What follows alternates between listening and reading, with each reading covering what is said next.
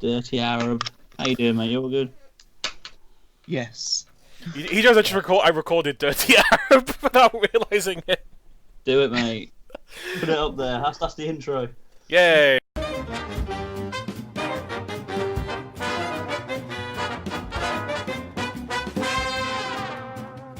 Hello, Jim Dramatic here. Welcome to a brand new episode of Robot Wars episode reviews. We're on Heat C of Series 6.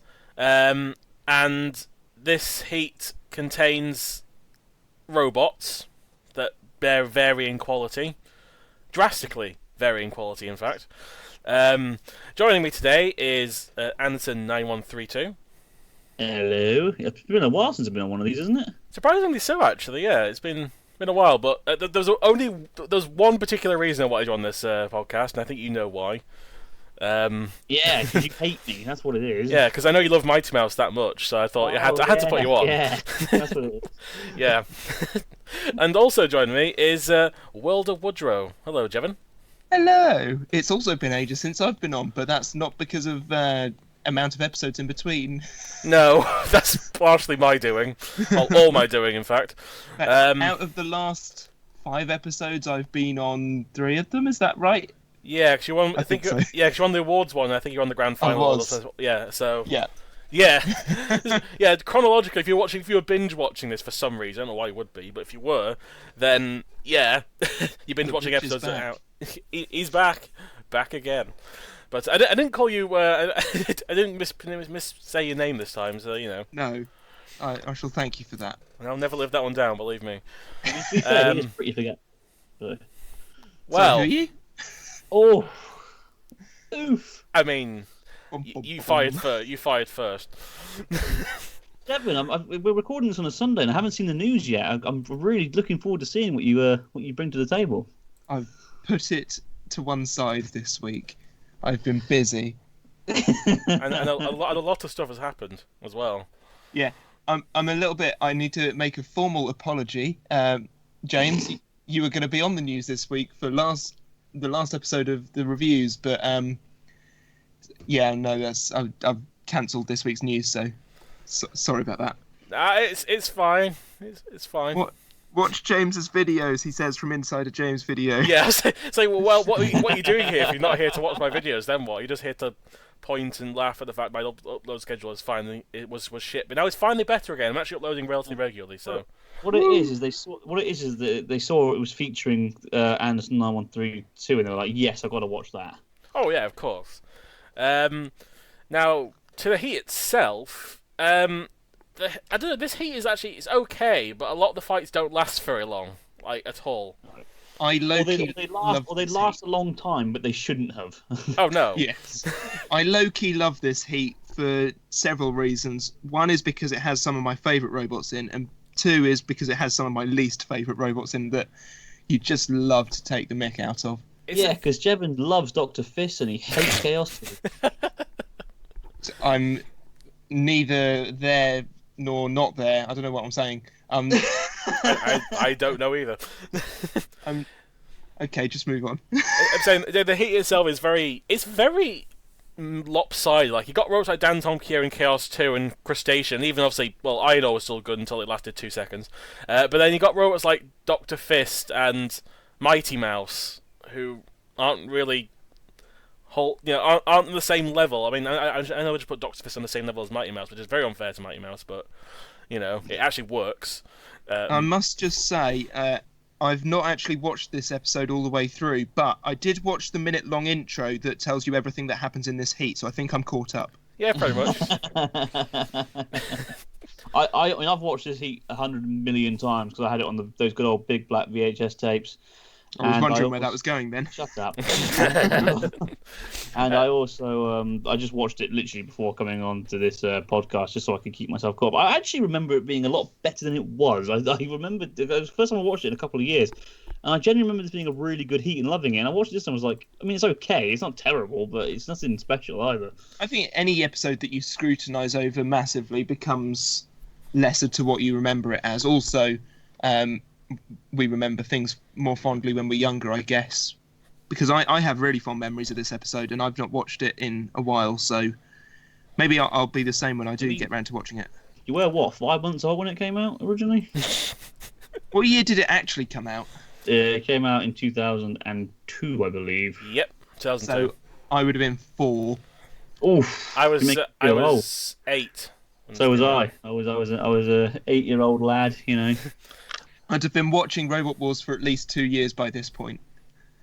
At least you started on a strong series then. You started with around series 4 time. Yeah, I don't remember much of Series 4. I remember Extreme, and I absolutely love Extreme. So Extreme's hench, mate. Anyway, I guess we'll talk about the robots, and also as I said before in my previous episode, I'm streamlining the process so any kind of highlights of the fights the robots are in will be discussed with the robots. So we're not just going, oh, Dantomkia did this, and then in the first fight, Dantomkia did the thing we just said it did. So it just makes it a little bit easier, and I just said Dantomkia because of course they won the heat. Yay! I think you mean Dantomakaia. Yes, Dantomakaiya. I should be calling this thing from now on. Yes, Dantomkia. It's a it's one of those flippers, right? That it's at least unique looking in terms of like the shape of it. It's not just giant wedge like something like Spawn Again is, or something like that.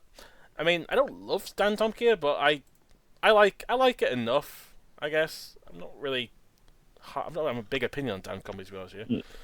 Dantomkia, for me, it has eruption syndrome, in my opinion. So I respect it. I can't not respect it. It's a very successful, very good robot. I just don't enjoy watching it fight. I find it very boring. I find it very tedious. And once you've watched one fight of it, you've pretty much watched all of them. It does the exact same thing in every single battle. It just gets underneath the robot and tries to throw it out of the arena. It misses. It then tries again and again and again until either A, time runs out, or B, it gets them out of the arena. It gets very repetitive very quickly. And I don't like repetition. I like unique stuff. I like originality. I like interesting things. And when a robot does the exact same thing in every single fight, it gets very tedious very quickly. So I'm the complete opposite, and I just love it. Yeah, but you like Thermidor, so you have no say. Oh, you like Thermidor? You don't like Thermidor too, you just like Thermidor. That's fine, I get you. Yeah. No. We're not getting to that. We're not getting to that Thermidor debate is okay. again. Death. That's just getting PTSD from the quiz right there. If people don't realise it, in the recent Big Bot quiz, a certain team got deducted points because they said Thermidor, not Thermidor 2, and there's a lot of nitpickiness all around. Actually, one thing I will say about Dantomkia though is I don't. This is, in retrospect, it looks like a robot that was made to be a pullback. Like it's got a little hinge bit on the back. It looks like you can push your finger on it. Well, And in fairness, it is the best pullback. Yeah. You say this right because me and Jevon, right, for those who don't know, we build a lot of models, and the best pullback to compare to size-wise is Dantomkia because it's the only pullback out of all of them where it's literally a to-scale model. So what I mean by that is Dantomkia, I think, was 80 centimeters wide in real life, and so of course scaled down as a pullback it's 8 centimeters wide, and then of course I think it was just over a meter, and it's just over 10 centimeters long. You know, so it is basically a to-scale sized down version of Dantomkia. So there's a little tip for you. We both use it for measuring up, and I also use it for testing out designs and things to see if they can get underneath it or if Dantomkia has a lower ground clearance and that sort of thing. And also, it's probably the most sturdy. I have set an ant weight spinner on it, and that was probably a mistake because I've horribly chipped the paint. But I absolutely love both Dantomkia the machine, Dantomkia the pullback, just everything about this robot, even Mike Lambert. I mean, the thing is, actually, it's the only pullback I've never owned at any point. What? Somehow I've never owned this thing. I need to get one at some point. I did buy it when it was originally released. I bought it on eBay years later. That's probably the only pullbacks I've yet to own are Tornado and Wheelie Big Cheese. I have Wheelie Big Cheese and it's very disappointing. It crushes your thumb. Well, that and it doesn't really flip anything, which is weird because it's the robot that had the biggest flip in the series, and it doesn't actually flip anything on its actual. And I had Tornado and I donated it to Mike, and it's like it was in the background of some of his live reviews for a bit. Oh, that was yours. Yeah, that was mine. Yeah. Well, anyway, we're going to start a fundraiser, so go to my GoFundMe by James Dantomkia. I'm desperate. No, but he also wants Dantomkia. Can somebody please donate to my robot building fund? I've currently got £1.25p. All right, I'll make it £1.30. Definitely. Oh, cheers! Yes. I've got getting somewhere now. Here. One thing about Dantomkia, I mean, we can all agree that the Series 4 version was cack. Oh yeah, it's just a wedge with two wedgy bits on the front. Oh yes, that robot that inspired the build of Dantomkia. Although, right, oh, Jimmy, bless him. Just think though, right? If you took that and put a vert on it, it would be Bite Force. So technically, they were ahead of their time. I mean, definitely. This is like saying, so if you take Chaos 2 and put a vert on it, it's basically Bite Force. Or if you take Dr. Fist and put a vert... Wait, hang on. The logic is falling down a little bit here. But, I mean, also Dantomkia was one of the few veterans to come back pretty much unchanged, aside from, the more, basic modifications to it in Series 8 under Team S-Tech. I sort of wanted to bring this up. You say veterans, and they sort of became an instant veteran coming in Series 6, like 13 Black did in Series 5. They just sort of rose to fame very, very quickly. Yeah, they became legends. I mean, very few robots on the Classic Wars anyway could be called Robot Wars legends when they entered into Series 6 onwards, because they've only been around a couple of years. But Dantomkia managed to become one in a heat. I think it's solely because they were the first robot to deny they were the only robot to deny Chaos 2 a semi-final place. I think that's what and of course they flipped it out the arena. That's definitely what it is. And this was probably the beginning of the end for Chaos 2 for me, really, because after they did this, they did that. Was it All Stars? Yeah, they got battered in the first round. They absolutely got trashed. So yeah, this is sort of last time they appear in the wars, which is a shame. And yeah, it's kind of ironic that they were the ones to flip out the robot out of the arena. That was the first robot to do the first out of the arena ever in the series. And we can't forget their quality semi-final fight in Series 7. It was beautiful. It was a well fought fight. The 6 seconds it was on screen, the interview was longer than the actual battle. I'm going to tell you what, right? W.J. Dykstra, he must have been there for hours after that fight, preparing Gravity for the next battle. I mean, Jesus, it was touch and go there for a while. It's like I hear he spent hours just struggling to put the charger into the battery. I mean, if there's anything like me, then yes. If there's anything like the detonator team, then you wouldn't even know where the batteries are. They forgot to feed the hamster that powered it, you see, and that's why the hamster died. That's why it didn't move in this gauntlet. Animal cruelty on YouTube. Yeah, exactly. Although it's funny because I said before, I streamlining the process by mentioning the battles, and really there's not much to say about Dantomkia. It just flipped things over out of the arena. That's the funny thing about it. I mean, because obviously you're in two minds. You're not really bothered by it one way or another. I'm not a massive fan of it at all, and Jevon loves it. So it's a bit of a trifecta effect here. Yeah, I think it's also because of that fact it became that instant veteran, but I just didn't have enough time to love it. In a similar way, there are some robots I'm not that much bigger fan of either that have been longer, but at least things like the Steel Avenger, for example, I've seen it many times, so I'm kind of I can remember it a bit more. But I think I've only seen it in 3 series, and one of those series it wasn't owned by the original team, so it's kind of I don't know, and also it just kind of never really stuck around long enough. Plus, I never saw Series 7 when it first aired, and I saw bits of Series 6. And that's kind of I stopped watching the series regularly. So, nothing really... Ooh. I had no nostalgia about You stopped watching Zero and Series 6? No, I basically just kept missing the schedule. I just kind of forgot to record it around Series 8. I saw the Hip Disc one, I saw the Supernova one, I definitely saw the first 4 or 5. I definitely saw S3's Heat. And I just kind of missed a few in between, and I kind of called one catch up afterwards, but never really paid attention much to them. And I saw the first Heat of Series 7 and didn't even watch the rest of the series until it was online. For some reason, and again, I just don't have any connection with Dantomkia as a result. Maybe because I just don't when it came back in Series 8. It's oh cool, I saw them for a bit. It's when I saw Thermidor come back, I was oh, I've seen Thermidor loads of times. It's quite cool, but seeing Dantomkia come back, it was just kind of all right, they existed anyway. Yeah, the only time I stopped managing to catch up with Series 7, and that's because the schedule was screwed around. Oh god, they really screwed the schedule over with Series 7. I have dubious links to Dantomkia. So the team that owns it currently is Team Slam, who are the same team that sold us Bullfrog. Oh, really? Yeah. So, yeah. That's pretty cool. That's a fact, I guess. Out of the two, I'd have preferred Dantomkia, but there we are. Dantomkia wasn't for sale, but I'm very happy with Bullfrog, and that's what I've been working on today. Also, they appeared as Spitfire with BattleBots. They did. Cool. I do like the paint scheme slightly more because it goes for that kind of the Spitfire look, the plane and the kind of green and little target on it. It does look a lot nicer, I think. It has more character as well. Again, one thing about Dantomkia I have to say, I don't think it looks very nice at all. It's got this horrible, dingy mustard color, and it's got these black lines that aren't even painted nicely. They're just sort of thrown on. It just looks bulgy and horrible. It does look like an RA2 paint scheme. Yeah, it actually does. Like, it really does. It's the base, like, my first Robot Arena 2 paint scheme. Although it makes it easy to skin at least, though, because it's just, all you have to do is add Dantomkia and like the handwritten lighting, and that's it. But it kind of looks like the color of it kind of looks like, when you have like a felt pen, you use like a black outline, and you accidentally smudge the yellow into the black, and you kind of get that result of like, well, it's this weird green, it's this weird blackish yellow now I've got. I guess it's the color I'm stuck with. Kind of reminds of that really, but apart from that, I just don't have much to say about Dantomkia. It's sort of like a eruption in a way. Again, like Anderson said, I just don't really have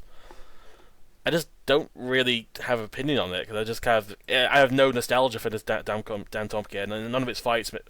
Again, the most memorable fight for me is the one where it loses to gravity. That's my most memorable fight with it, because it's so spectacular how quick it goes out.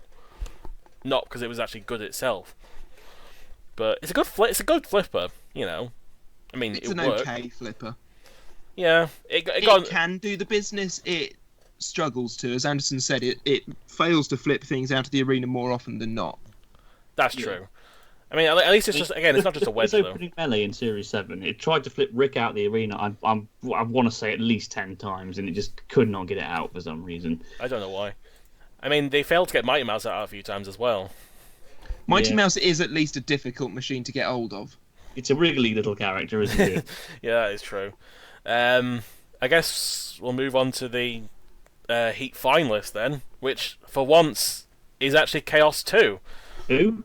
I know exactly. Who's that robot? Very unknown machine. Probably never did anything. It is very strange not to see Chaos 2 get past a Heat. It is. It is very strange. Go on. I was gonna say because even like Hypnodisc, who like in the later years did get about just as much outdated, it still managed to get to semi-final every time. While Chaos 2, this is the only time they never managed to do that. I do think it's interesting that they didn't get ooted sooner, really, because their ground clearance is quite high on every side except the front. Yeah, that's one thing I never got about the stats, unless it was referring to the lowest point, which kind of makes sense. But they say, oh yeah, it's got the really low ground clearance, only a millimetre high ground clearance. What ground clearance are you looking at? Look at the size of it, for crying out loud. Also, it's so light. Like, but by Series 5, most robots were getting towards that 100 kilogram limit.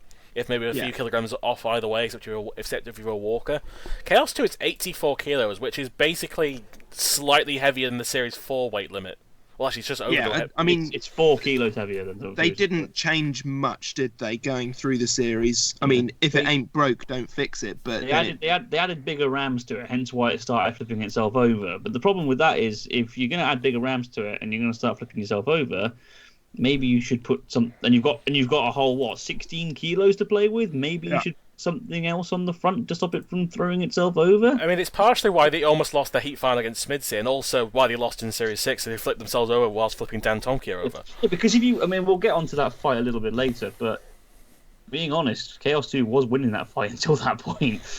We can discuss it here because that's the whole reason I'm streamlining it. We can discuss the fights in these bits.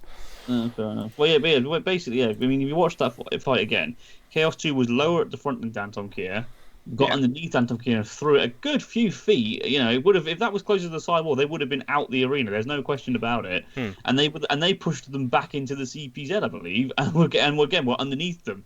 And then they flipped them, but because they flipped themselves over and couldn't self-right with the side wall behind them, that was it. That was Chaos 2's Heat final. It was also partially because the flipper didn't fully retract when it flipped itself over the first time. Like it just kind of like it just tried to use all its CO2 whilst trying to self-right, and then just kind of died on its back, and then subsequently flipped out. But like it was even by Series 5, it was starting to like decrease. I mean, again, it was having a problem against Smidsy, which it wouldn't normally have in Series 4, which is not good for a robot that's twice won a series and then just almost barely struggles to get a rematch against Smidsy. Well, the way I look at it, I mean, you look at Chaos 2's career, in Series 3, apart from getting tipped over by the big G's, it had no problems at all with any of its fights. It steamrolled the series. It didn't break a sweat. In Series 4, apart from getting flicked over by Steg 2, again, up until the grand final at least, it had no problems. It was only Stinger that really gave it the real tough fight, and of course Pussycat gave it a good go as well. But then, like you said, yeah, Series 5, I mean, in the heat final they were already struggling. Then Wild Thing gave them a really tough fight and nearly beat them. And then their heat final, against Bigger Brother, they lost eventually. So it was quite surprising how just over the course of one series it went from being this unstoppable killing machine to being something that was starting to struggle in the heats. And I think it's partially because of that weight increase, honestly. They just didn't adapt to the weight increase from Series 4 to 5, and then a lot of robots just got a bit heavier and a bit more durable as a result. Yeah. Well, another thing George Francis said was robots used to stop when you flipped them. You'd flip them and they'd stop for a brief... And you see it, they would stop for a brief couple of seconds so you could have another go at them. But they just stopped doing that for some reason. Also, is it me, or do Chaos 2 always seem to end up fighting some form of barrel-shaped robot in every series? I mean, rip Destructor Saw. Actually, bigger rip to Iron Ore, honestly. They were just mind their own business and just flipped out the arena before they had a chance to do anything. Let me think. Yeah, you got a point there, Jeff. Actually, let me think. Hang on. To Series 3. Actually, no. Series 2, I can't remember a single barrel. Oh shit! Trident, I guess you could say, was sort of kind of. barrel shaped. Yeah, I would count that as barrel shaped. Yeah, just because you want to prove your point. All right. Yeah. Series 4. All right. Series 4. I don't know if it might have not. Is that a barrel? No, Yes. no. Yes, definitely. And there was Seg 2, the most barrel-looking robot ever. Yeah. Okay, well, maybe not in every series, but it always seemed to me like they fought one. I mean, they fought one certainly in Series 5. I mean, do you remember that deleted scene where they fought the Morgan Pitbull? That was a weird... Yes. Just me with a video camera out the back. Yeah, go on. Ignore the shove camera. this into the script somewhere. The camera's not here, ignore him. But who was it they fought in Series 5? Oh, Stormforce. Yeah, Stormforce was That's barrel. it. Stormforce that had no reason. Yeah, that's definitely barrel shaped, isn't it? Yeah. So, okay, 2 out of, 4 series isn't bad. That's half. Half their fights. That's definitely half their fights. Yeah, that's how maths works, guys. But I mean, in terms of again, they actually were actually losing against Crustacean a little bit, and then Crustacean decided to just drive in the pit. Crustacean fight was a really good one for me. Really good. I think it's the best Crustacean I've ever done. I think, unless my memory is serving me poorly. No. Behemoth. Let's fight in my bit. No, well, I was going to say either Behemoth or its fight against Corkscrew. Oh, that was good. Commonwealth Carnage. He just grabs it and just yeets it into the pit. All right, that's fair. Thanks for coming. But it looked like it was going to provide a massive upset early on in the heat. Yeah, it was actually on its way to getting to a heat final as well. Although I don't see it beating Dantomkia because it was losing to him in their battle in the first round. Dantomkia would have smacked it. It was made of Crustacean is made a ground clearance. You stole what I was going to say there, but there we are. Yeah, well, that's because I'm superior. Sure. But yeah, I mean Chaos 2. Again, we've talked about this robot so many times. Like it's been like Razor and Hypnodisc or Tornado. After a bit, it's like, what can I say about it? It's just it's a flipper. It is certainly shiny, and it's the last time we see it in the main series. So, because obviously George Vantage joined the technical team in Series 7 and retired the robot entirely. Did he? Yeah, he did. But believe it or not, he was actually in the technical team before that as well. He was in the technical team for the Dutch Series 1. Oh, he was, wasn't he? Yes, I forgot about that. Yes. But this is like the first time he appeared without his robot. joined the technical team. I know Kim Davis did. Alan Gribble did in Series 6. Did Mike Franklin, I think he did. Mike Franklin did, yes. He was one of the ones for Series 7. There was another one as well. I can't remember who it was. Was quite a few rotators? Kim Davis, yes. That's why it was a different team for Series 7. Yeah. Back to Kevin Pritchard. Yeah, and his brilliant driving skills. Yeah. But Pritchard went to the superior Evil Weevil, Jevon. Get in the bin. I mean, yeah. I mean, Panic Attack is the superior Evil Weevil. I mean, it's kind of fact, definitely. really. Panic Attack didn't do anything though. Evil Weevil won a series. Evil Weevil is B-Tech Panic Attack. Evil Weevil was capable of beating Panzer. That's not saying much. It's though, true. As you've established many times over. I mean, do we forget that Panic Attack beat Whirling Dervish? I'm just saying, Just saying. Yes, Werner Durbridge the was the real Series 2 champion. The first full body spinner to go into an arena battle. Just saying, because Caliban sucked that badly. But anyway, we'll move on to the one I actually think is my favourite of the two robots made it to the second round. Of course, we mentioned it a few times, but it's Crustacean. I adore this thing on the design level. I just love it. It's great. At this point in sort of Robot Wars history, I was a big fan of Crustacean. Getting further on, I lost happiness in it because they seem to always go on about the flipping gloves, and I couldn't care less about their gloves at this point now. I agree, because they overrated those gloves something fucking fierce, right? Because not being funny, right? They're like, oh yeah, that's like the most ingenious design ever. What? Because they managed to fit some wires to a pair of gloves. And in fairness, it was in what's the word I'm looking for? It was clever for the time. Yeah. Clever. It was, but I mean, but to also, bring it up every single time. I mean, talk about flogging the dead horse. Oh yeah, it was. And the other problem I have as well with that is that personally I think it's kind of pointless. I mean, as somebody who can't even hold a phone to his ear for 10 minutes without his arm getting sore, I can only imagine what standing there with your hands perfectly still for 5 minutes is like. Cramps up really badly. Yeah, I do find it funny that when Crustacean returned for the reboot, that the team roles had swapped over, so the dad was using the gloves and the son was driving. He grew up so fast.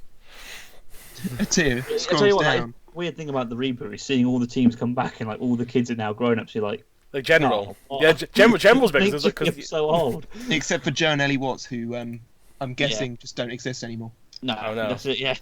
They just I thought that was Joe Watts. he just stayed that height the entire I was time. sure one of them was Joe Watts, but apparently not. But I'll tell you what did make me feel old though was when I realised did some quick maths and realised that Sam, who was obviously the new Joe on the Watts teams, he wasn't born when the original was ended. Damn. I was like, what? No, that's not. I wasn't ready to hear that. Were you about to quote John Reed? No, that's not right. Yeah. I mean, back to Crustacean though. I'm sorry to bring you back to a robot. Must be. I'm sorry. Stupid podcast, this one. I should call this thing. I should call it its alter ego, Crabbot. In the Dutch series. It was cool. It was like the same, but it was given a purple finish, and I liked it. Yeah. And it was for the Dutch Wars. It was great. I just liked watching the kid not being fully able to understand the Dutch because they were technically speaking Afrikaans. Yeah, so Rob Krampus just asked him, just said something to him in Dutch. And he's like, eh? He just spoke English to him. He's like, he knows that, so speak English instead. So, I'm guessing the dad from Crustacean came from South Africa originally, or something. He is from. Yeah. You can hear it in his voice. You can hear it. Yeah. But I was just looking across the wiki and it says "Hail in Cheshire." I'm like, well, that's not in South Africa. Yeah, well, not be well. Yeah, I mean, Terra Turtle was from London, but the team was originally Canadian. I mean, Craig Supernova, Sri Lanka. I mean, Craig Danby represented. Somewhere in Surrey. I mean, Craig Danby said he was from America, even though he's not from America. He just lived there. Yeah. So you know. But yeah, I think just pick where you live as opposed to like where you're originally from. Yeah. Same with like Reaper NP2. The guy was American, but because he lived in Germany, he represented Germany. Yeah, pretty much. Cool. But like again, I do like Crustacean on a design aspect alone. Like he was able to take out a few robots just by like it's a little more stylish Razor, just grabbing and then just throwing into it. But he did it quite cleverly. It's one of very few designs that is both unique and effective. Yeah, it was just grabbing onto Chaos 2, and the Chaos 2 really never managed to flip them properly because they were just holding on to them. I mean, don't get me wrong. I wouldn't say like it was the second coming of Tough as Nails or anything like that, or the first coming of Tough as Nails really technically because it was brand before. Because I don't see it as like I mean I do think Heat Final was probably the furthest it was ever going to go, but it was still a good Heat Final robot if that makes sense. Yeah. And then like. I remember when I heard it was announced for Series 9, I was kind of like, this is not going to go very well. We've seen Thermidor. We've seen Then you see the lineup. Yeah, and I was like, oh no. Spinner, Crustacean, spinners again. That was the worst. Out of all heats as well, that was probably the absolute worst heat they ever could have been in. Like, they maybe could have got to second round in some of the fights, like if they were Mr. Speed Squared's one, but... I couldn't take the anti-spinner paint seriously. It deflects loads, like I did against Ironside when they got one-shotted in 2 seconds. Sure thing. It really helped. Even hit him on the side with the paint, and it just killed it. Which is brilliant. No, but I like Crustacean. The only problem I have with Crustacean is whenever I'm doing fantasy tournaments or anything like that, it is a nightmare to try and spell out. Yeah, I mean, It's actually, Crustacean, isn't it? Yeah. Although it's something. I just call it Crushy for sure. actually, coincidentally, I was going to mention one thing I failed to mention when I think it was in the Series 5 awards. They misspelled his name as Crustacean. Oh. Tacen, so it's Crustacean. No, it's still not as bad as Sicko Sprot or something from Psycho Sprout. They really spelled that one. I can't actually come with a full pronunciation how to spell that. They really didn't even trying to spell Psycho Sprout. I wonder if there was genuinely somebody dyslexic up there, because I mean, you've got Crustacean, you've got Dantomakaiya, you've got Tasami. Oh, don't forget, you've also got King B3's front spinner and rear spikes. And there's also next series, there's Yes. a Megahertz Limited instead of Megahertz Laptop. Yeah. Yeah, he says Limited. He thought the LT stood for Limited, so he said instead Laptop. Because why don't we just tell him what it means beforehand? Oh yeah, the Psycho Sprout one was Pisco Sprout. They spelled like Brilliant. Pisco Sprout. That was it. Did nobody actually turn around and say to Stuart McDonald, just nudge him on the arm and say, "You do realise it's tsunami, right?" I'll forgive him for deer talk. That's not a word anyone will come across, but tsunami is a word you should know. Yeah. So you know. I mean, to be fair, the fact that he got deer, I mean, Half right. in fact, JP was the one who got deer wrong. He for a few times he called it Diotior. Oh, that's how he said it as well, like Diatio, he said on the announcement. JP's constantly getting names wrong. He called Tauron Tauron for half an episode, so... Yeah, everyone... The point is, names just don't matter at the end of the day. They really don't. I mean... It's like, whose line is it anyway? I mean, no matter how many times Mike on his live review sees Warhog, he always calls it Warpig, so... for 3 series in a row. I think by Series 6 he finally called it Warhog. But... Warhawk. I guess we'll move on there. to Yeah, we'll move on to the best robot of this heat, obviously. Oh, fuck off. Mighty Mouse is the best. No, it's not. What I want to know is, why did it take Trevor Wright so freaking long to make a decent robot? That's what I want to know. I mean, all he had to do is make Velociraptor a furry, and it worked. And I'll say this right, okay. It's been proved that Velociraptor / Mighty Mouse were best done for like trials, because think about it. In Techno Games, they did really well in the Assault course in the 2003 series. They did anyway, and in the football in Series 3, Velociraptor had probably the best goal of the entire tournament. So it's more of a case of this was definitely built to do trials and not fight, because as Velociraptor, it never won a damn thing, and then as Mighty Mouse, it ran away and just won somehow. I don't know how. Rip Chronic. Yeah, don't remind me. And Chronic would have beaten Thermidor in the heat final. Also, I would give Mighty Mouse I'll give Mighty Mouse the award for the most tacked-on moving weapon ever. What, the bouncy weapon on the back? Yeah, the DJ setup at the back. Yeah, like I mean. Storm 2. I mean, the Storm 2 team complained about adding a weapon as well. But at least that weapon worked with the robot, like a flipper and the little wedge. But just adding these random discs on the back, it's just so like, yeah, we had to put this on because otherwise we couldn't get in. Yeah, and then they had that tail, didn't they? It was going to be a ball and chain for Series 6. But... Oh, the one that broke when Dantomkia flipped him out. Yes. Yeah. Waggly thing on the back. That was basically all it was. And it's weird because at least we got Mega Mouse out of this, I suppose. Yeah, Mega Mouse is okay. Mega Mouse is awesome. It's just a shame that it had such an unlucky draw in Series 9. Yeah, if it was in Series 10, it would have had a chance for the redemption, which would at least seen it do something else. Also, again, I was mentioning this before we started recording. For some reason I didn't realise that the eyes on the original Mighty Mouse were like lopsided, like different directions. Because I always see it on one side, so I just never put 2 and 2 together. They're on different. The eyes look different for some reason. I don't know. Because rewatching the heat, and I saw it a bit when it got flipped onto the side wall by Dantomkia, and you just see his eyes like clearly just really dirty. I'm like, oh, that's why it looked like that. It was that noise. It was him just going. Oh yeah, its weakness apparently is unreliable. That's bullshit. It never broke down once as Mighty Mouse. Oh, actually, technically it did. Did it? It just didn't get counted out. It was in the tag team terror. It broke down before it got pushed in the pit. Oh, did it?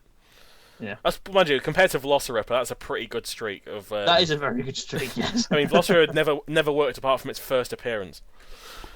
Now you say that Chaos 2's light. Mighty Mouse is even lighter. In fact, I'm pretty sure it's one of the lightest in this series, isn't it? Yeah, 76 kilos. It is the lightest in the series. Yeah, I mean, I guess you could say compared to Chaos 2, it's a Zippo because it's a little lighter. Oh, God. This is what you're here for. I mean, if you shaved off a few kilos, you could chuck Mighty Mouse into the middleweights. Yeah, I think all that weight went added on to Series 7. Series 7 was just... it's 83 kilos in Series 7. I think that was purely because of the weapon. That is literally it's still not as heavy as Chaos 2. No! Oh, man. I want to know, just speaking of weights, I know we're diverting a bit here, but how the hell was Spawn again only 79 kilos in Extreme 1 and Series 5? Airspace. Fair enough. Yeah, once they added more stuff in Series 6, it didn't work. So... Yeah. Yeah, that was it, yeah. We've brought it up to the weight limit now. Oh, shit, it won't move. Oh, God, we'll get to it. Where's Ellie's little pink bar? There we go. I'm not looking forward to that heat. Oh, goddamn Supernova and I'll do that one with you. I'll do that. We can do it together, James. You're so kind. You're so kind. Is that the episode where Spawn again spits out its guts? Yeah, no, that's it. It's the one where Spawn again 7. wins by doing nothing, apart from flipping Tiberius when it was mobilised once. That's a shame. Yeah, that's basically all it did, and Spam drove in the pit and Supernova killed itself. So. Oh my God, yeah. It was a bad heat. Spam is a work robot. Yeah, it wasn't a good heat at all. But at least we saw Tiberius and Short Circuit. It was a great heat. Sorry, you don't have to pretend, James. We're all here for you. I need help. Now to pick from the losers, who do I pick first from the... I'm going to pick the only one Please, actually... Einor. Yeah, I was going to pick the one that's actually good. Yeah, Einor. Einor 2, sorry. Yeah. I mean, talk about not really having any chance. I mean, Einor... shame. It had every right to go through, and it just got yeeted in the first 20 seconds. It's really surprising as well, because I remember when I first watched the heat, I didn't even pay attention to Einor, because it wasn't really doing much in the heat when it, in the battle before. I mean, just Destructor Saw was already out, and it's like, oh, right, okay, I guess Mighty Mouse is going to go out soon. Well, and then it not fully stab Destructor Saw? Oh, yeah, it really... Which at the time I thought, oh, what a powerful axe, and now I'm realising, oh, what crap armour. Yeah, it's just like a steel drum, basically. But yeah... Hey, you think that's bad? I think you're talking on a podcast with me, and when I was a kid, I thought that Trident in Series 3 was OP because it one-hit KO ton to run. Right? I mean, it is OP, come on, let's be honest. Oh, yeah. Also, you just brought out Tundrun, and that upsets me because it haunts my nightmares. It's better than Scorpion or Banshee. Yeah, mate, Banshee's fit. You know what you're talking about. I'm not getting on the Banshee topic again. But yeah, that's right. It really surprised me because Einor's just kind of minding his own business, and just Chaos just comes in out of nowhere, just flips it out of the ring. Like, oh, bye. Einor has the worst luck at this point. Series 5 gets yeeted from midway across the arena. Series 6 gets thrown out of the arena by Chaos 2. And Series 7 has to go against Typhoon 2. Yeah, Series 7, it looks like it's finally going good. It beats big... was it? Oh shit, it's Typhoon, the eventual champion. Yeah, it was quite a good flip on Bigger Brother as well. What the hell? It was an amazing flip, such a lucky flip on Bigger Brother as well. Einor's one of those robots that just doesn't perform on TV really well. And we just don't talk about Series 10. Oh, it never worked. And once. Now just think that same robot is the UK heavyweight champion. Yeah. And if COVID has its way, we're not going to have one this year, so that is going to be it's going to happen until next year. Double rip. Going to retain. Yeah, I mean, we can all agree that this year's heavyweight championship should be done on RA2. I'd win if that's the case. Just saying, I'd win with my best, worst robots ever. I might actually suggest that to somebody. Although we do agree though that the original Einor was cack. Yes. Oh God. The axe one Yeah, the axe one. Yeah. And then they came into Extreme as new bots on the block. Hang on a minute. Hold on, wait a minute. Yeah. I will still never get over how Ionor got past the first round when Mazakari was still moving and Ionor was getting beaten up by Sir Killalot. And Ionor was getting beaten up by Sir Killalot. And it's like, what? What's this robot done to earn its place by just using its axe once and getting stuck in Gilbert circles? paid off the judges now. Come on. And then they gave it to a celebrity I've never heard of, and then they just kind of. Actually, that is a point, because also I'm pretty certain in their next fight they were dead, and that's why they're having it. It still went to the judges. What? I really don't know what the Ionor team slipped the judges, but they really. Gilbert laughs. I need to put that image in there somewhere now. That's going in. Giving them That's all going. Those cakes and chocolates that the Deer Tour team did in Extreme. Yes. Oh, The brilliant! Grims started it. I do like that Ionor's weakness in the series is flippable. Like, yeah, it's really fun. Did they write that afterwards?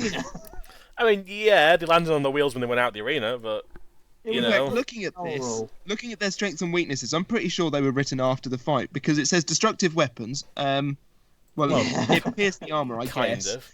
Weakness flippable. It went out to the arena. I mean, to be fair, for its time, Ionor did have a strong axe. Yeah, I mean, there wasn't many really strong actors apart from It like was Dominator certainly 2. competent, I guess. It was a fine robot. Again, it also proved in Series 7 at least could, it was okay durable. I mean, it didn't like die instantly to Typhoon, so To use a classic Robot Wars trigger word, it had good weapon synergy. It had good axability and flippability. Yes. Absolutely. What is its flippability factor, may I ask? Oh, well, that's a tough question. I think it's 5. I don't know what it's out of, what the actual units are. It's actually out of 69. Oh shit! Oh, that's pretty terrible then. Oh god, that's like that's a Gesundebot levels of flippability. That. Ugh. I mean, at this point, we don't know how good its flippability was because didn't get to show it off. It's minus 10 because it got flipped out. Yeah. Yeah, flippability against its opponents, but on itself, then it's different. And then I guess there's Mr. Nasty. The best robot ever. And a good name for a robot that is just a spike box. He looks nasty with that nasty little sneer thing going on.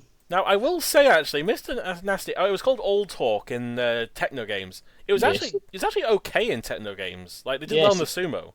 Came second in the sumo, but that's all it did really compete in, actually, now I think about it. It was, but the fact that they actually were able to drive that thing well, and honestly, this robot isn't actually that bad, because like one of my biggest pet peeves of robots that just have spikes in the front of them is that, well, okay, apart from them being a little bit boring, is the fact that a lot of these robots don't have much power to back them up. Like, it's why I like Tornado in Series 4, like, when it first appeared, I was like, holy shit, this thing actually pushed things around. Yeah. And I think maybe if they put 2 spikes rather than 1, it would be a little bit more effective, but it's the fact it actually had some speed to back it up. It wasn't just this slow-moving box that just kind of tapped against the robot and goes, oh, it's got a spike. Ding. Out of the 3 remaining robots we have to talk about, Mr. Nasty is definitely my favourite out of them, and to be honest, as a character, I really like it. I don't know why. It has no reason to be liked, but shiny box, angry face, big pointy thing out the front. It pleases. Don't laugh at pointy thing out the front. It demeans us all. I mean, it fought the most powerful robot of all time in Extreme 2, Maximus. And it just annihilated it. By the way, did you actually look at Maximus at the end of that fight? Like, its entire side was folded in by a spike. Like, what the hell? I'm pretty sure if Mr. Nasty was on the live circuit today, it would do pretty well. Yeah, I think upsettingly. So. I'm going to say this though. The funny thing about it, right, Jonathan Pierce, mate, corker of a commentator here, he says its weakness is that it's very slow. What? But... No, it's a 4-wheel drive. Jonathan was talking about himself. It's a lot slower than I thought it was. It's only 9 mile an hour top speed, which I thought was faster than it was, but. Yeah. It's still fast. It's not like slow, but it's not like it's like Mighty Mouse is like 20 odd miles, like 25 miles an hour, something like that, which is used to good effect clearly. Because another thing I like about Mr. Nasty that some of the robots fail to do is, like, again, take a robot like Brimher. So I know Anson loves Brimher. It's one of my favourite robots of all time. Like, look at Brimher. It's just some kind of like slanted box with a spike on the front of it, like a spring-powered spike as well, may I add. And it's just boring. There's nothing about it that's interesting. Well, this thing, again, it's just a box with a spike, but it's got a little face on it, and the face adds a lot more personality, and its name alone, but then just it being a box with some, like, paint on it or something. And I like, if a robot's personality, it'll make up for a design that's kind of mediocre. For me, like, be like. Well, I'm not saying this particular robot's design was mediocre. More just being a standard like flipper was a Gravedigger in Series 4. You know, it's a front hinge flipper, but it has a really cool bit of artwork on it, and that makes up for it. You know, definitely. Interestingly, reading the wiki, Crustacean managed to cut off the aerial of Mr. Nasty, which is what killed it. Yeah, that's how it lost the fight. Because basically, it was literally, it was a clean sweep. Like within the opening 10 seconds, 15 seconds, it just literally got into the side, grabbed it, and just ripped it off. And was like, oh, all right then. It was such a snipe shot as well, because Crustacean didn't really even like try to do that. It just happened to get near it. And like you see that one bit where Mr. Nasty just kind of rolls to a stop, and you're like, what the fuck happened to it? Yeah. It's a shame that Mr. Nasty never really got going though, because also reading this, one of the two petrol engines that drives it had broken before the bout.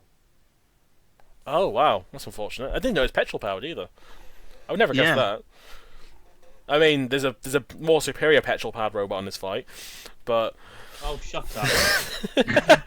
So I'm just building up to this one. I just know it. Should we save it till last? Yeah, that's what I'm doing. I'm letting the tension build up until he gets really annoyed. Because that's like 90% of the reason why Anson's here. Yeah, thanks, James. Hey, you agreed. You agreed. He did. He messaged me saying, "Oh, you know what? I haven't had you on in a long time. You know, it'd be nice to have you on again." And I was there like, "Oh yeah, brilliant. Yeah, what's that? What heat's next?" It's heat. He says, "Oh, brilliant. Yeah, that was really good heat from what I remember." I was like, "Yeah." He said, "Yeah, Dr. Biss was in." I was like, "Oh god." Saying you could have backed out. You didn't have to.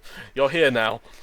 Yeah. You can back out during the talking of that robot, but yeah. Mr. Nasty, and it had a really good tagline as well. Pure evil in a box. I love it. Love it. It's a great tagline. I just the aesthetic of this robot is just so pleasing. Again also they actually thought to put some stuff on the side so it doesn't get stuck in its side. Not on its back though, but just on the sides at least. Cause Jevon, where did you read it was petrol powered? It's in the episode wiki. Because it says on its actual robot wiki it's powered by 750 watt motors. You do realise that's Dr. Fist was immobilised almost from the. Oh yeah, no, I'm reading that wrong. Yeah, I'm saying it. Yeah, that explains. I did not think that was petrol powered. I was saying that really confused me then. Okay. Jevon cannot. See, this is why I'm the guru and Jevon does fake news. Definitely. Or just no news, you know. Yeah, or no news like today, for example. Yeah. I love you, really, Jevon. He's a good lad. He's a good lad. Okay, now we have to be cancelled. Now we have to have the robot. That if Chaos 2 hadn't taken this thing out, they would have destroyed them in 2 seconds. Of course, it's Destructor Saw. Because right, let's just be real. Why was George Fantis scared of this robot's weapon? Like anyway. Like, what is its weapon? It's just a small Kilolot claw. That's all it is. Yeah, basically. I mean, he was afraid he was going to go through the flipper, which, to be fair, was.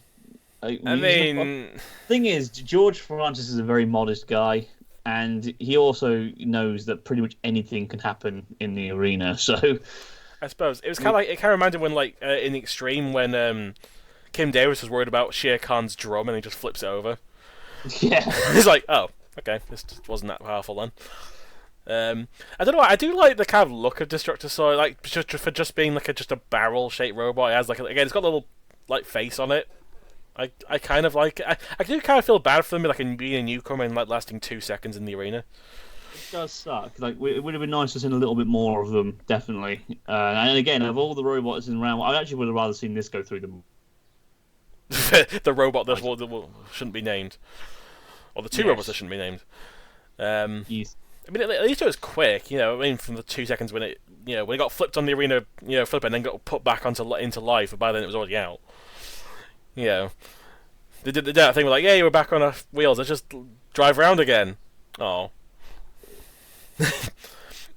It's a little bit of a shame. I don't know. I did like this thing. Again, I do kind of remember it just for being how quickly it was knocked out. Yeah, I can't quite believe just how vicious George Francis was, because usually George Francis was a good guy. Like he'd flip you back over, he'd flip you back over, make a fight of it. But in this one, he wasn't pulling any punches, was he? No, he didn't give any of his opponents a chance. Over immediately, launched all out the arena immediately. Although I will say, the captain of this team has a really cool name, which makes it a shame he never came back again. Ricardo de Felix. Yes, that's a cool name. That is a cool name. That is a cool name. Is it really Scottish as well? Yeah, it makes it even better. Ricardo de Felix. That just sounds like some kind of like crime investigator or something. Oh, I thought it was Ricardo de Felici. It says Felix on the wiki, so I don't know what's going on here. It says De Felici here, unless you're clicking on the actual robot thing. No, it literally says team members on the wiki, De Felix. Look at the actual statistics page. Yeah, it does say Felici. That's what the hell. Okay, so, all right. The Toaster, get on there. source of all information. Wiki boys, come on! You're usually on the spot with this sort of stuff. You've heard it here first, ladies and gentlemen. Let's see if they can get it fixed before the sun resets. Just the funny thing is, if I hadn't hand on this video, I bet nobody would have noticed. Because it's Destructor Saw. No one's going to be caring about Destructor Saw's wiki page anytime soon, I don't think. Who is the picture of the person now you in said the that mouth? there's one person who comments saying, Destructor Saw's my favourite robot. How dare you say that about it? All right, if that's your favourite robot, mate. Who is the man who is in the mouth of Destructor Saw? I don't know. I have no idea who they are. That's just a guy in his mouth. I don't actually. Yeah, I had no idea. It looks like John Denny. A little bit, actually. Yeah, if he shaved it, basically. He shaved his sort of. I think it honestly is just one of the team members. Probably. Possibly. I mean, they also had a little Greymon on the top of their robot during the pits, which was quite cute. Like Greymon, best Digimon ever. Love Digimon. I only saw the first series and I don't remember much from it, so I knew the name was Greymon though because the wiki said so. I've got Digimon on DVD because I had a massive nostalgia attack a few years ago and just wanted to watch my childhood again. That's always a good way of doing it. But Destructor Saw existed. Yeah. Not for long though.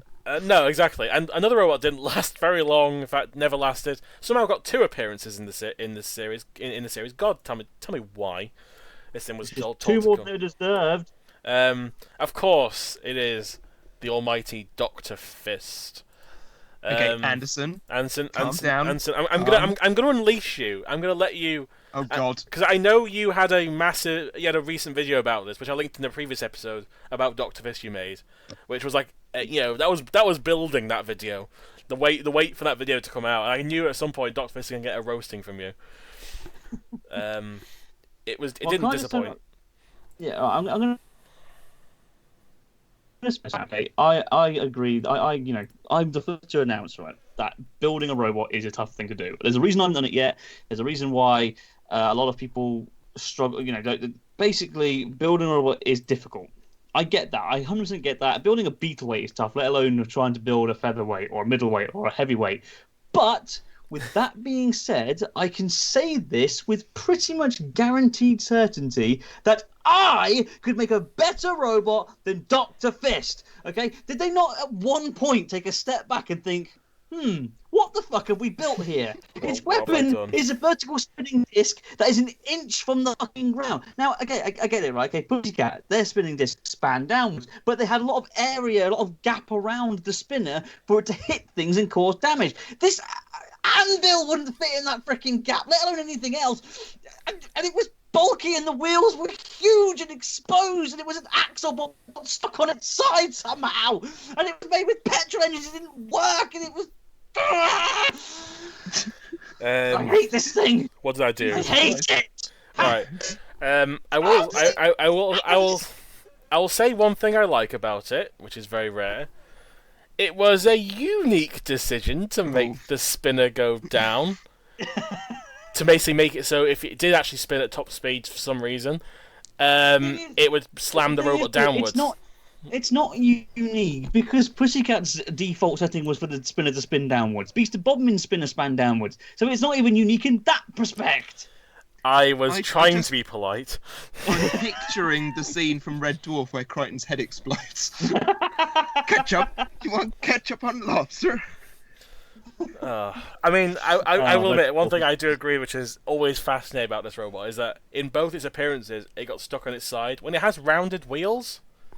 Now, I just want to Um, point out, so you got 6 series plus Extreme to look at robots. You can see what works, what doesn't work, and then you build Dr. Fist. And then, which producer, when this robot And needs still another have 2 chance... kilos to spare. This, I know. Did it win its... How did it get in? Did it, like... don't know. No Did idea. it qualify? No, because I think what happened was they had barely didn't have enough robots to fill the new blood, so they just started throwing some robots from Series 6, and Yeah. a lot of But, them like, weren't bad. Even like, in Series 6, did it qualify for Series 6? yes. How? I No. It doesn't actually There's say no- how there's it nothing on the wiki about qualified. It just said that it entered. Because until it proven must- otherwise, sexual favours is what I'm going for. and it's funny, right? What I want to know is how did this qualify but Atomic didn't? No Okay, idea. Because Or King Bee. Atomic, or King Bee, or Mutant Mousetrap. Yeah, they probably all fair enough. They probably lost their qualified battles. I can understand that, but the way I look at it is they allowed other robots in, even if they lost on like discretionary levels. Hmm. And I can't for the life fathom that Doctor would win a bloody qualifying battle unless it literally did nothing and another fight won for him. No, that wouldn't have worked either because they had 4-way melees for the qualifiers, and only one robot could win them. The robot that won it automatically qualified, and then the losers they would say, "Oh yeah, you looked good enough, get in there," sort of thing. Yeah. So unless Dr. Fist did literally win a melee against 3 other robots, which is just impossible in my opinion, then yeah, they must have thought to themselves, "Oh, this will look good in the arena." Pow! Look at it! Also, according to the wiki, there's evidence to presume that its qualifying match included Robo Chicken. What? Because the only picture of it from Series 6 qualifiers is it's got Robo Chicken next to it on another trolley. Now I don't know if that doesn't mean it fought them, but it means that there's a chance that it possibly have to fight them in their qualifier. So how the hell did they manage to get through after losing to Robo Chicken? I don't know. But also, when you look at all the robots in Series 6 that made it into the New Blood, a lot of them make sense. Like Mr. Nasty, it's like they didn't get much chance to do much. Cedric Slammer's another example of a robot that never got to do much. Revolution 2 is just a unique design, so I guess what they put in. ICU is just a joke robot, loads of little eyes all over it, whatever. Thor was quite, nice little axe spot. Edgehog didn't have much chance against Tornado and all that, and Rhubarb was like a, competent flipper, but... And the scene were good fun, turning around and saying that their strength was having wallpaper for armor. Yeah, exactly. ICU was a fun robot, and honestly, to its credit, it did okay in its qualifying battle. It was the only robot to lose in its qualifier, outright. Didn't go to the judges, and that's because Alien was there. That's not that bad. Plus, it was a Series 3 robot in Series 6. Yeah. But Dr. Fist, I just don't see where Dr. Fist, again, Destructor Saw would have been better. There's loads of the robots I'd rather sit than them. Oh, just... Tridente, little Tridente, that would have been cooler. They got screwed over. I'll give them a chance. I like Tridente. It was weird. It's different, I guess, in a way. Destructor Saw even to the robot again. No reason why they couldn't have gone back in. They didn't get that damage. They could have repaired it for the next series, or next Extreme, but no, Dr. Fist comes in, and Colossus, I mean, they Colossus. Yeah, Colossus, I would have let them in. Fuck it, why not? And then you just see Dr. Fist on the flame pit, and you just wonder why this thing was allowed in twice after doing nothing. Absolutely and lost nothing. Fatal Traction and Piranha as well. I mean, come on. Fatal Traction in particular. Fun fact, in that battle, in the New Blood battle, much like this one where it barely moved and got pushed backwards and died, in this one, it died on one side almost immediately. Yeah. Also, I find this really confusing when I was watching back the Heat. Dr. Fist moves really fast for 2 seconds when it comes out the door and then just never moves again. Where did all that energy come from? Did it use up all its petrol in that 2 seconds of coming out of the arena? What they did, right, they fed it hard drugs and then those drugs wore off very quickly. What that was it was just, no, what it was is that was them just like they shoved it and it just sort of rolled forwards. Yeah, they just pushed it through the door and just let inertia take over. One thing that you know about when watching Robot Wars, when a robot barely makes it out the CPZ when entering the arena, you know it's going to do bad. Yeah, and that's exactly what happened. Yeah, it was like a Yaiba Robo in the international special. Yeah, it didn't even get out the CPZ. Or Wasp even did the same thing. Get out the CPZ. Night Raider in the New Blood, because it entered the arena and literally lost drive on one side. You can see it just spinning around in circles as it entered the arena.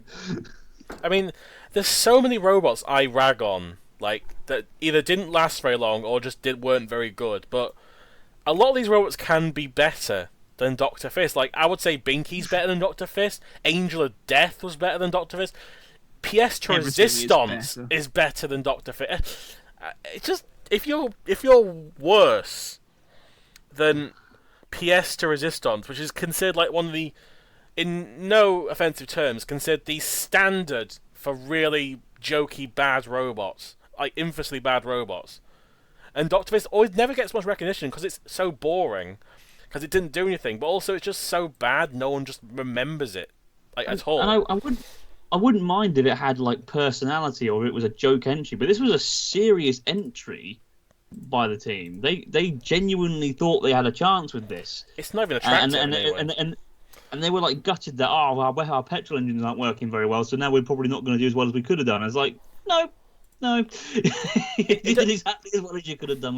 I mean, even a nice paint job would have done something. I mean, it doesn't help that. I mean, I guess it came from the qualifiers, but even then, they still could have retouched it. Like, the wheels are just scuffed up right off the bat. Like, it looks like it's just gone through a scrap heap before it's even done anything. Like, they just I imagine they got those bits off of a scrap heap, in fairness. They could have painted them over. I'm sorry, it's just white. You know, put some, like, eyes on it or something. I don't know, be like General Chomplot in the American series with little eyes on the wheels. I don't know, something like that. Anything to give it a... And also, why is it called Dr. Fist? It's not like it's got a punching weapon. You don't want to know. Yeah, it was named after a porno. I did tell you that it was sexual papers that got them in. Yeah. I mean, Jevon's seen that one. I haven't, but I mean, I'm a good what now? Boy. Also, it's another northern robot. Yeah. I mean, it's also sad when it's not. It's the worst Yorkshire robot again when PS Resistance coexists. That's why. See, I did think to myself. Do you know the Northern Annihilator? Yep. I did. I looked at it and I thought, why did they have the? I mean, okay, yeah, fine. They had some of them, but a lot of them weren't. Like Oxford isn't south. Sorry, isn't north. Ipswich. Ipswich isn't north. Etc. Etc. And I was like, why the hell? And then, of course, I actually looked up all the Yorkshire robots. And I was like, that's why. There's nothing there. The best robot was Spikosaurus from the north. Yeah. Because even Huntingdon for Dominator 2, I wouldn't say that's north. That's I mean, you have Bolt from the Blue from Cumbria. Oh God. Warhog, yeah. Although Warhog would have been fun at least. Yeah. You know. If Banshee hadn't got fucked over in more ways than one. In its battle, it probably would have been okay to come back. But although I did find out something interesting, the reason why Kilohertz was entered into the northern one is because John Reed is Scottish. Oh, okay. So it's very much the same thing as it represented the Czech Republic because Dominic Parkinson was half Czech. Oh, so in that logic, why was there no small talk then? Yeah, why didn't small talk enter? I don't know. I mean, if they can get John Reed in because he's Scottish, why not? Yeah, exactly. I don't know. But anyway, Dr. Fist sucks, just plain and simple. Yeah. And that's funny, I made a replica in Roman 2 to annoy Anson, and it's still one of the worst replicas I've ever made. I can't make it look good, even in Roman 2, and that's a game where even some replicas... it doesn't look good. No. You can't make something that ordinarily doesn't look good look better. No, not really. Just like all the pictures of it in the wiki are getting tacked. My favourite picture is it's just sat there on its side, just doing nothing, but just sitting there, wondering about its life choices. Why my owners have built me this way? Why do I exist? All the questions of life. And then actually, I did kind of find it funny though that both them and Mr. Nasty got pitted together at the same time by Sir Kill-a-Lot. Yeah. It's not often he pits many robots like just pushing them in. Like just throw the rubbish into the bin, and they both went to the New Blood coincidentally afterwards. Yeah, interesting. The only robot that didn't appear again is Destructor Saw. Yeah, again, I'd like to see him in the New Blood, but no, let's throw Dr. Fist in there instead. Apparently, its weakness is exposed wheels. I think the weakness is that it exists. The whole robot is just one big weakness. And it's and also it's petrol engines driving the wheels and the weapon, and petrol engines are notorious for being terrible in Robot Wars. Yeah. So it was doomed from the start, I think. Let alone just conceptually, it was doomed. It's a great robot. It's great. Just so good. It's so overpowered. I mean, they had to make it bad so it wouldn't win the entire series. I'd nerf it. No. Okay, fair enough. No. Just no. Oh, it gives me an aneurysm. I hate this robot so I gathered that. I guess, is there any other highlights from the Heat we haven't mentioned that we can go over? Not really. No. Well, I'll be honest. Yeah, being honest, the thing I've noticed with this Heat when watching it back was just how surprisingly quick all the battles were over. There was no judge's decision in this entire episode. No decisions. Kill-a-lot was in every single battle, which is an interesting thought. And like I said, they were over really quickly. Although they weren't at the same time. For example, the first melee, Destructor Saw and Chaos 2's melee.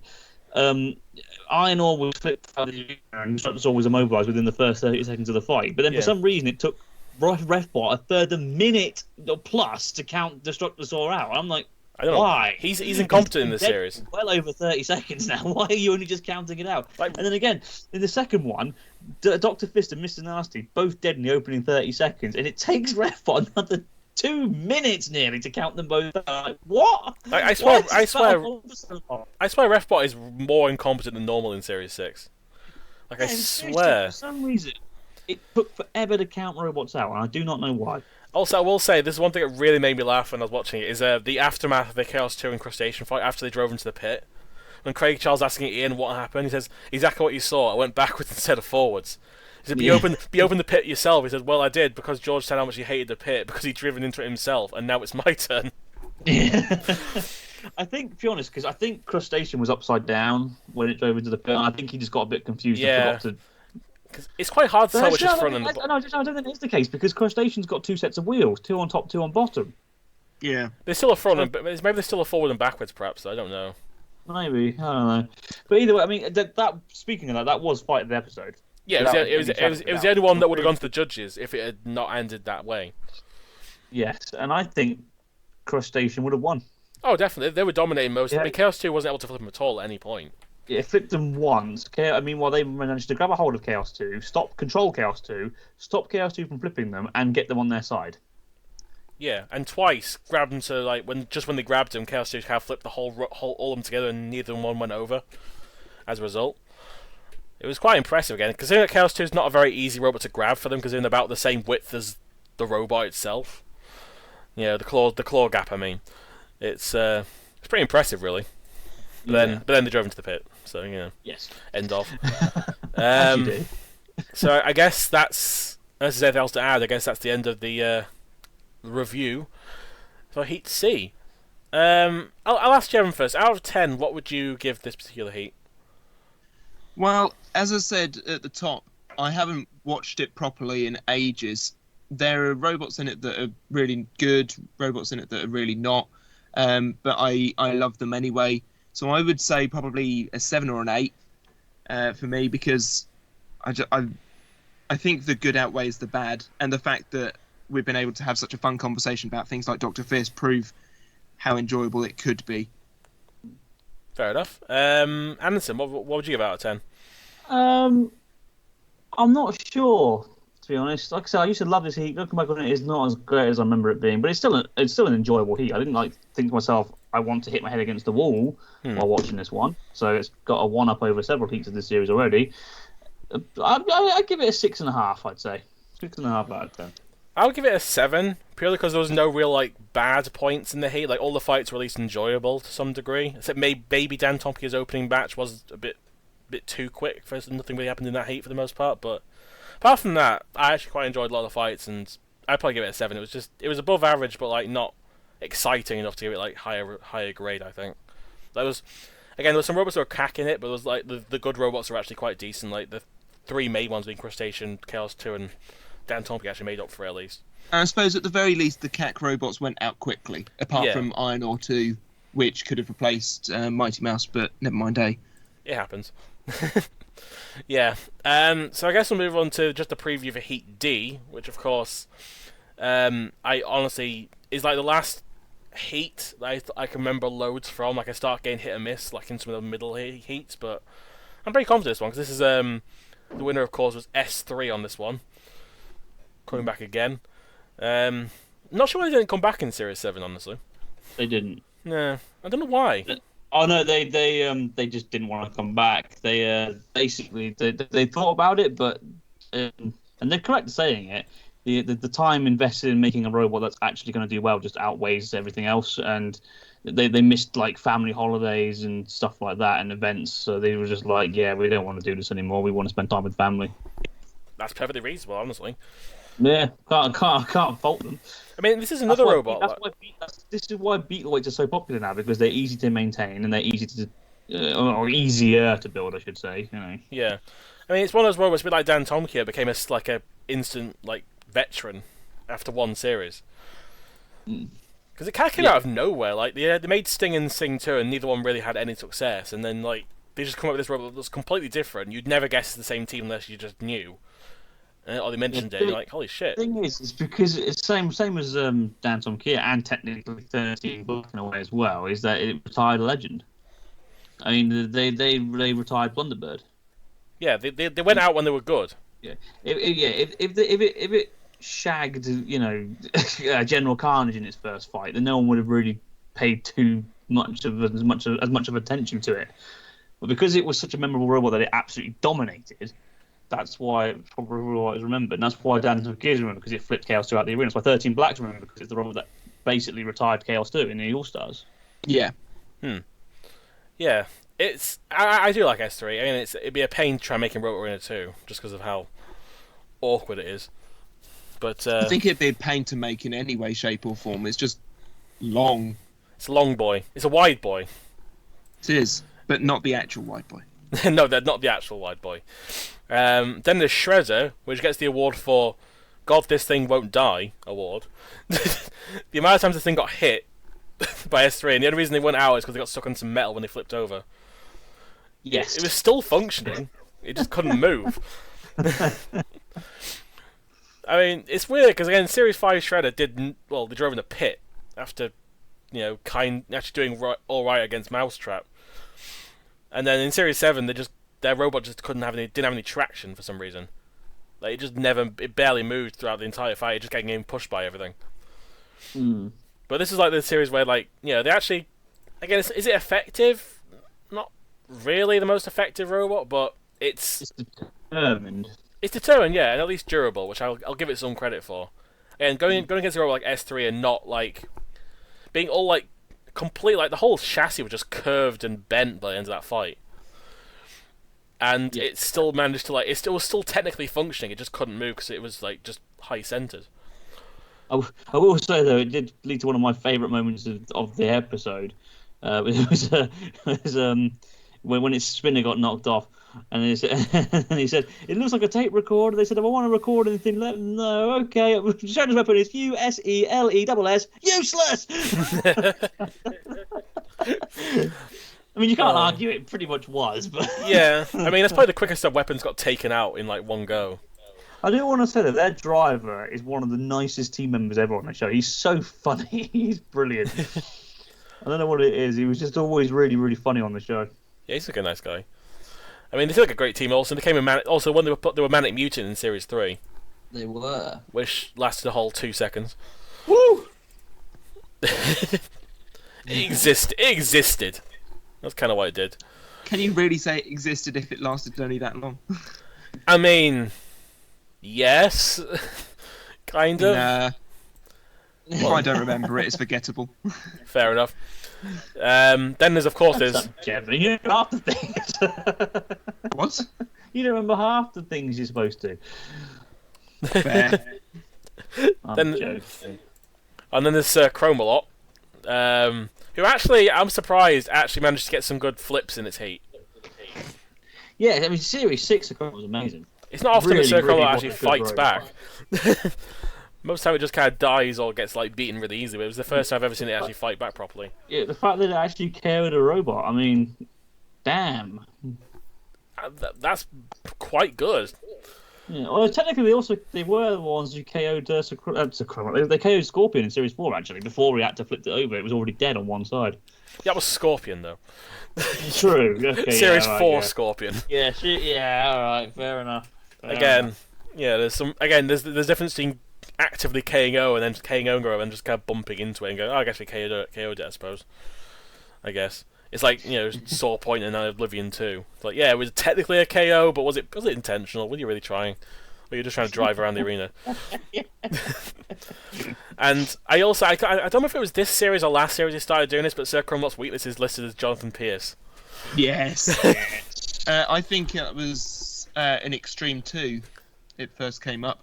Has it in Series 6? It does, okay. Yeah, I can't remember if they did it in Series 5 as well.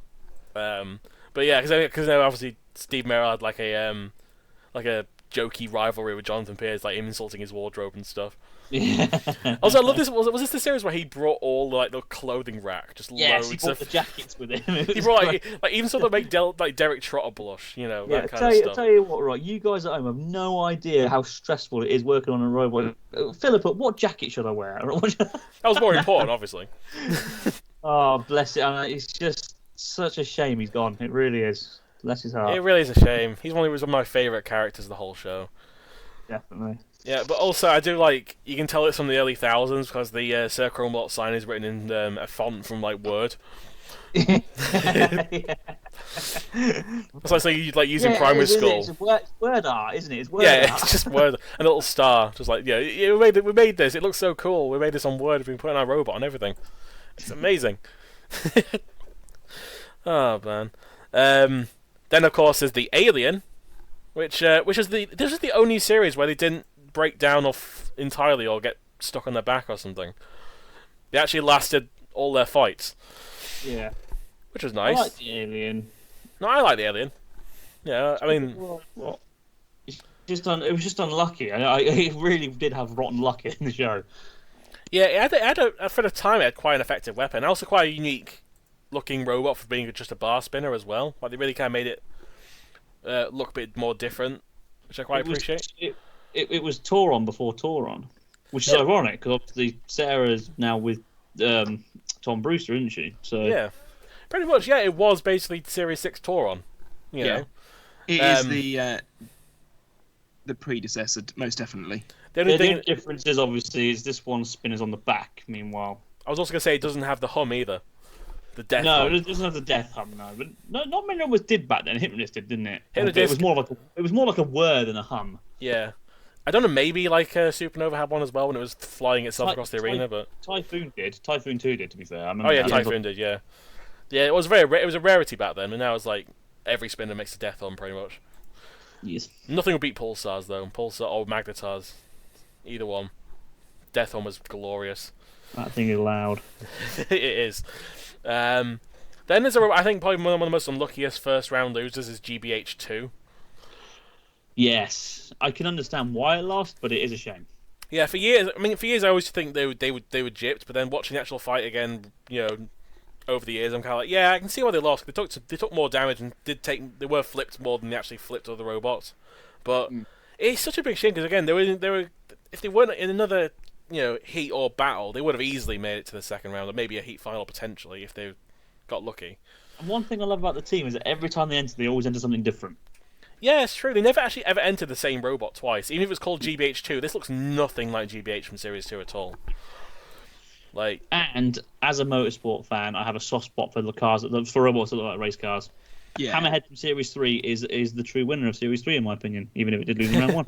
And also it was also because of that it was influenced by its name. It's called the Muslane Monster, I think it was called in Mulsanne Monster. Mulsanne Monster, that's it in Techno Games, which was their only ever appearance in Techno Games, I believe. Yes, it was. Yes. But yeah, it's a really great looking robot, and I like the fact they managed to fit two relatively powerful flippers on either side. And it can self-right really cool. Like, it does a Cassius self-right where it kind of flips the whole robot over. Yes. I love it. Beautiful flamboyant self-righting mechanism. I think its only big issue is it wasn't very maneuverable, because there were many times where it got flipped over because it couldn't turn around properly, and just kind of... It did have a few problems driving around the arena for a bit. But for the most part, it was... Control was its main issue. Yeah, they never. I mean, they've never really like. This might have been one of the kind of like more out there attempts at a robot, because the robots previously were kind of like relatively simple, I guess, in a way, like just being, especially Facet was just like a big the early version of the giant flippers we see now. But GBH2 was quite an ambitious, thing. And again, if they hadn't called this thing GBH2, and since I'm terrible at remembering faces and stuff, I would never have guessed it was the same team. Especially because the gap from Series 3 to Series 6, where I hadn't seen them, and they hadn't applied since, and suddenly just come back with this thing.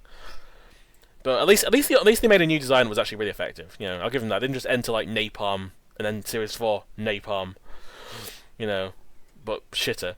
They actually made a good robot. And it's just very lucky that it happened to be in this one. A bit like Chomplot in the other heats, just a stacked battle, really, and ICU. Although to his credit, ICU lasted way longer than it could have, given the fact it's got relatively weak armor and it's a Series 3 robot. Yeah. I mean, this is the Exterminator from Series 3, given to different parts, another part of the Pritchard family.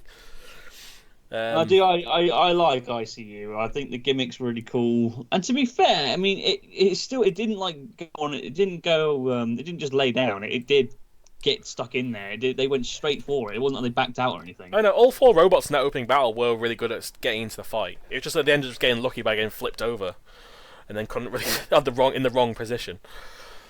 But I like it. I do like ICU. It's got a lot of personality to it. They kind of, and also even though it does look like the old Exterminator, they made it look a lot more different. So it feels like a different robot, even though it's probably it's not much different from the older version. Yeah. But I like ICU, and see, this is the example of a robot that deserves to be in the New Blood. Yes. What are your thoughts on ICU, gentlemen? It's a robot, isn't it? I mean, he's not wrong. ICU with all the eyes on it, yeah? Yeah. Yeah. Yeah. It's definitely a robot. It was funny watching all the eyes fly around the arena. It must have been a pain in the arse to clean up for the afterwards. I imagine massively. Oh my god. I bet people just dreaded when it entered the arena. For me, giving an honest opinion, I feel it's a bit of a budget Cat 3.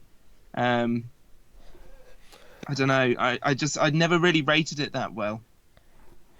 Again, it was fun, I suppose. Again, in fairness, it was a Series 3 robot, so its durability was not going to... It wasn't going to last ages if it had to do multiple fights. It follows the Exterminator sort of groundwork, I suppose, and that axe didn't do too well either, so yeah, I never really had a big opinion on it. I neither like nor dislike it, I suppose. That's fair enough. I mean, again, I actually slightly prefer this thing over the Series 6 Exterminator just because it has more personality to it. Yeah. I mean, I'm remembering this more than what it ever did in Series 5 and 6. Like, combined. I don't remember anything they did pretty much apart from ripping off Megahertz's face, and that's it. And then barely being able to take out Immortalis, which is just, wow. Yeah, really good design there. And then there's Rhubarb. Amazing robot. Very shiny. Love it. It is very shiny. I like the holographic design on it. It's a very kind of like relatively modern looking flipper in a way.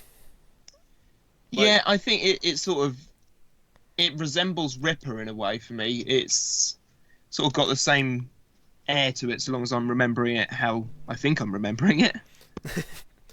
Yeah, it does have that. It does have the like Ripper thing on the top, where it has a little kind of triangle to kind of make sure it can self-right properly. I'm not really sure what happened to it in this hit. It just kind of died, didn't it, in the first round? I'm not really sure what happened to Rhubarb, honestly. And then Mr. Psycho went to town with it. I was not remembering it at all how I thought I was. Oh no, it didn't do that much in its opening round, like at all. No, it didn't really. It sort of looks like oh god, what's the name of it? Dave Mould's old flipper machine. Dave Bald's old flesh machine. Yeah, it was a UK champion. Turbulence. That's it. It sort of looks like Turbulence with a bit on top. Which, in fairness, is traditional Brit flipper. I haven't seen Turbulence, so I'm not too sure. You've never seen Turbulence? Well, I might. It's a UK champion. I might remember if I saw it, but I just don't remember it off the bat. I'm not as familiar with the live event only robot, so I'm sorry. I call myself. We'll show you a picture later, and you can put it in the podcast. Yeah, I'll do that there. I'll put it there. And then possibly, I think the only robot in this heat that was, I would say, bad is Armadillo. Yeah, but even then, it's not like so bad that it's frustrating. It's just sort of It's boring rather than actually. Yeah, it's just boring. I mean, it suffers from the fact that one, it isn't painted, and it's got no effective weapon, on it either. No, it's these weird milling cutter things. It's so bad. I mean, it's basically got overkill syndrome, and not overkill. So sorry, oblivion syndrome, in that it's so low to the ground it dies. Actually, also, this might have been the first. I think it might have been the first robot to just completely ignore Refbot's counter. Like, it was just sat there. Like, it's either because it was probably just too low to the ground, it could barely move, and they try to move it a little bit. It got stuck.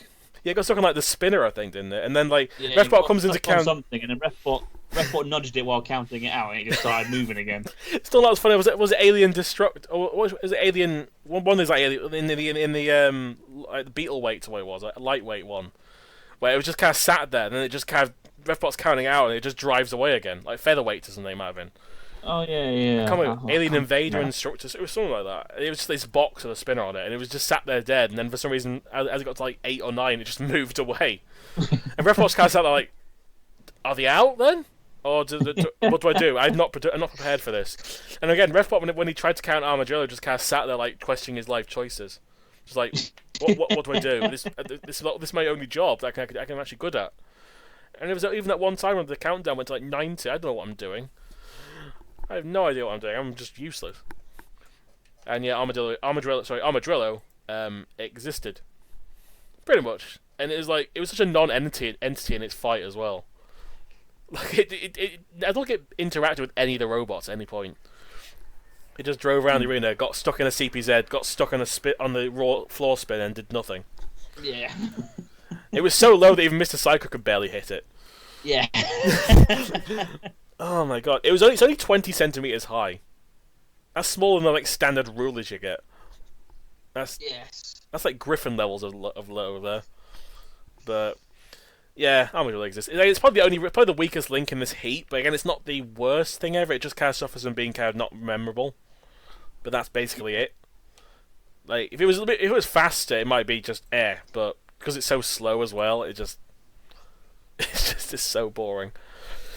But yeah, that'll be Heat D. I don't know who's joined me for that one, but and we just talked about Heat C. Thank you to both my guests for joining me. This was Bants Central, most certainly. You're not. I hated it. I know. I'm sorry. Actually, I'm not sorry. I don't care. Before we go, Anderson, where can we find you online? Right, so I have this channel. It's called Anderson 9132, but I have two main series on there. One, of course, is the Robot Wars Guru, where I take a look at topics surrounding the world of combat as well on the odd occasion, and I give my 2 cents on them, whether it's reviews of robots or episodes, or it could be lists of particular topics, etc., etc. I also like to shut up.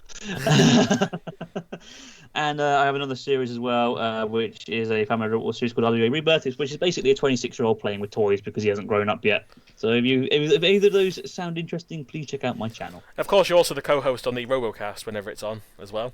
Oh yeah, that as well. Yeah, I am the host of the RoboCast whenever that's on as well. But I haven't done one of them for ages at the moment. So.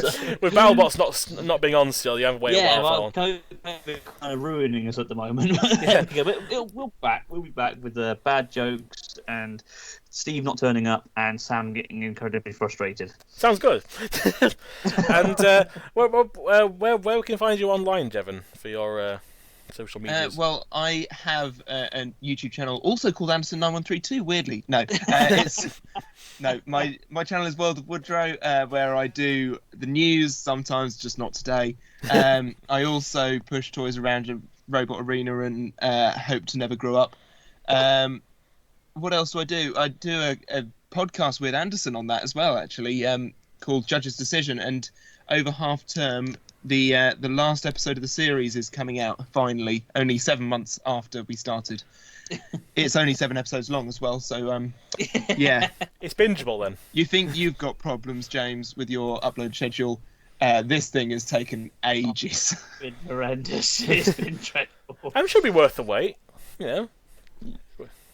Hopefully. I like the confidence you have having that then. Yeah. And also World of Woodrow over on Facebook, where you're more likely to find the news at this point in time. That's good to hear. Well, I'll put those linked in the description. Of course, if you don't know who I am, then why are you listening to this? Who are you? Get out of my house. What? Again, if you're asking who I am, why are you watching this video then? You clearly stumbled across me. If you've somehow skipped to the end of this episode for some reason, hi. Go back to the beginning and watch it. I'm not a manga. You don't start at the end and go to the front.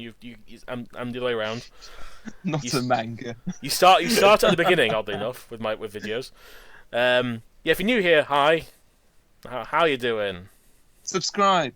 Yeah. Subscribe to all 3 of us, and then put all our videos in tabs, and then just play them with all on mute, so you can get all our views, and just loop it. Get loads of views that way. I didn't just totally beg for views there. No, I'm fine. But Smash that like button. Smash it so much that it gets to 30 likes. I'm sure we can do that. Whoa!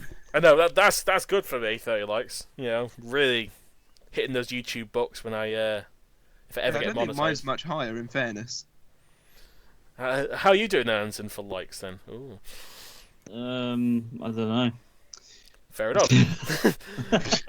I don't care either. I don't even know what I'm talking about. But so I'm Jim Dramatic signing off. I've been Anderson 9132, the Robot Guru. This has been fun. I'm also here, but not for much longer. Bye, folks. Bye. Goodbye now. Anderson died, I guess. Oh, wow. Inside, yeah.